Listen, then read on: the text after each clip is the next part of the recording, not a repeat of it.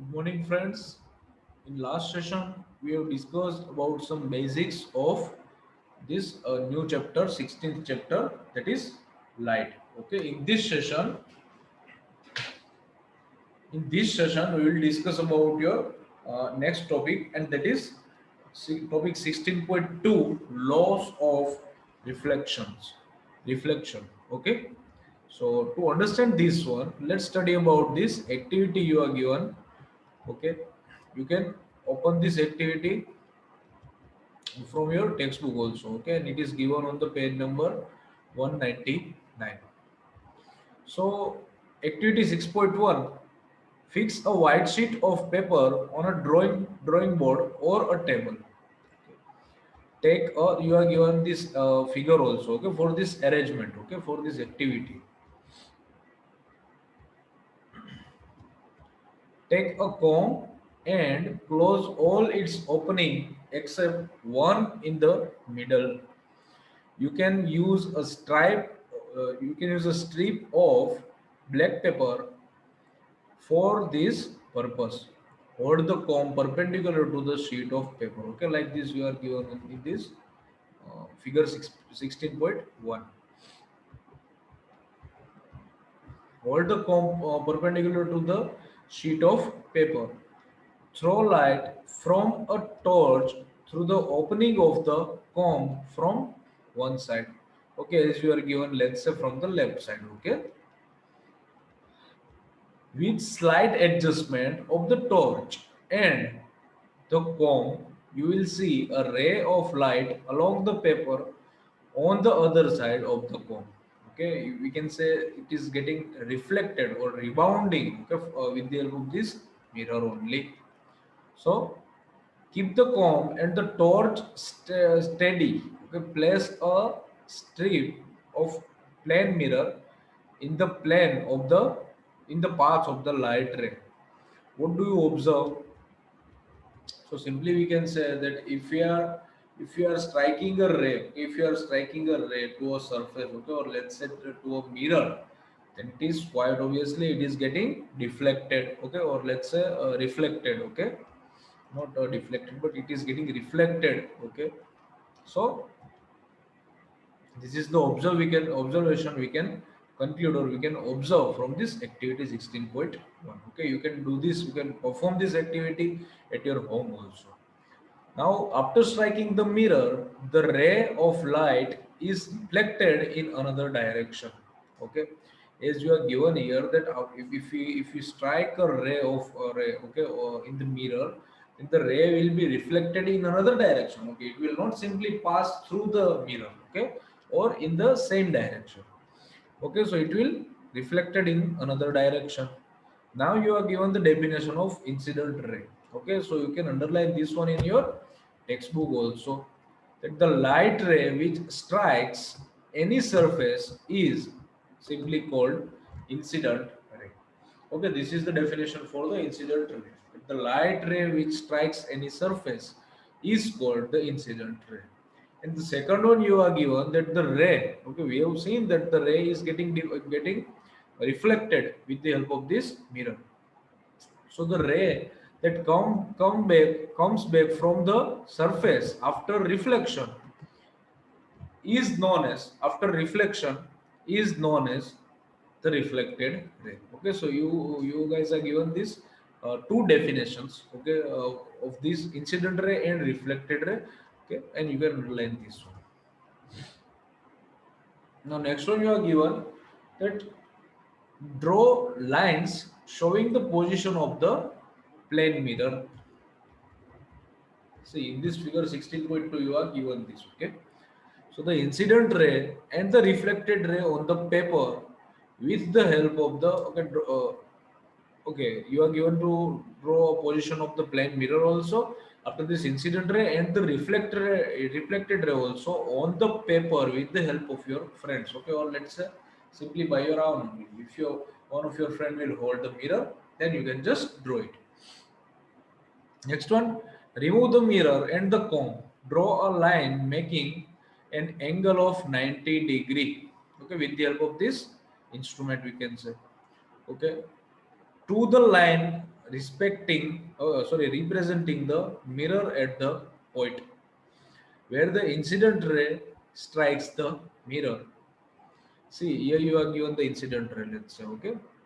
Okay, in this figure 16.1, in activity 16.1, you are having a mirror, okay, ray, which was striking to mirror by the left side. Okay, let's say in here somewhere, you are given the comb. So, line representing the mirror at the point where the incident ray strikes the mirror. This line is known as the normal to the reflecting surface at that point. Okay, this line, okay, the student is, let's say, drawing a line, then this line is going line will be known as normal to the reflecting surface. Okay, this one is the reflecting surface. So the angle between the normal and incident ray,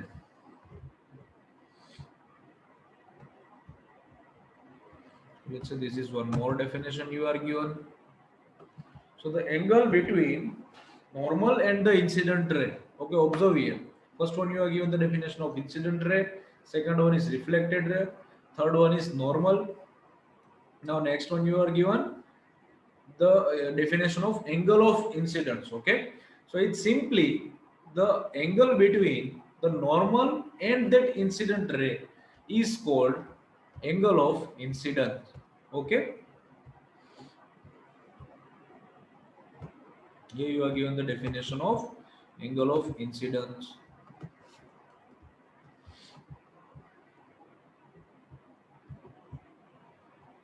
And next one you are given the definition of angle of reflection. Okay, it is same like in angle of incidence we can say that it is the angle between normal and the angle of incidence. So as it is the angle between the normal and the reflected ray is known as the angle of reflection. Okay, that's the definition you can say. And these angles are being denoted with the help of I and R respectively. Okay, simply it is the first letter of incidence and reflection respectively. So the measure, these are five important definitions. Now measure the angle of incidence and the angle of reflection.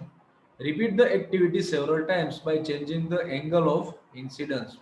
You can simply say that if this is a mirror, then just change the angle of incidence. Okay, let's say from this side, almost perpendicular or normal. Okay, so that's how you can change this angle also. Okay, you are being asked to change this angle.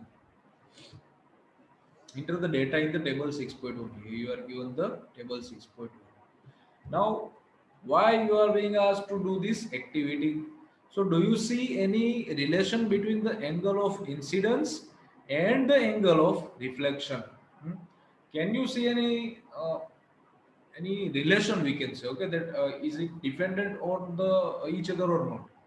So you will observe that they are approximately equal. Okay, we can say that whatever the angle will be angle between the normal and this incidence ray, it will be same as the angle between the normal and the reflected ray, reflection ray. Okay,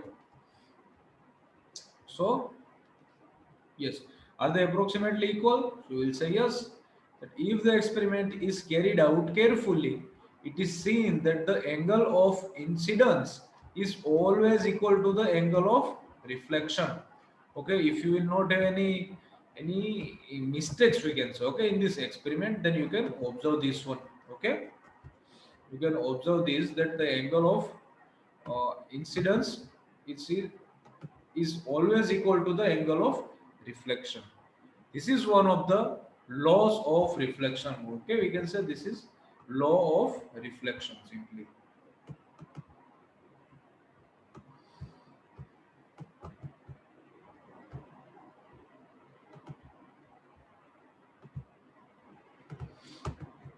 I suggest you all to underline this one, okay, because whenever you are going to just revise this, then just you can go through this one only.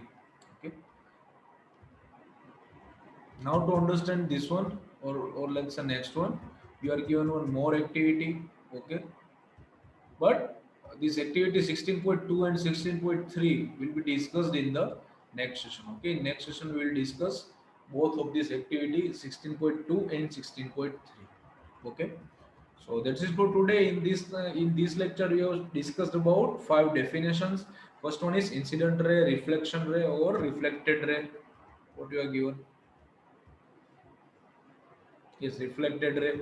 Okay, next one is normal. After the definition of normal only, you can discover, okay, you can enlist two more terms. Okay, that is angle of incidence and angle of reflection. Okay, so these five definitions are very important, we can say. Okay, and this one law. Okay, so that's it for today. Thank you very much and have a nice day to all of you.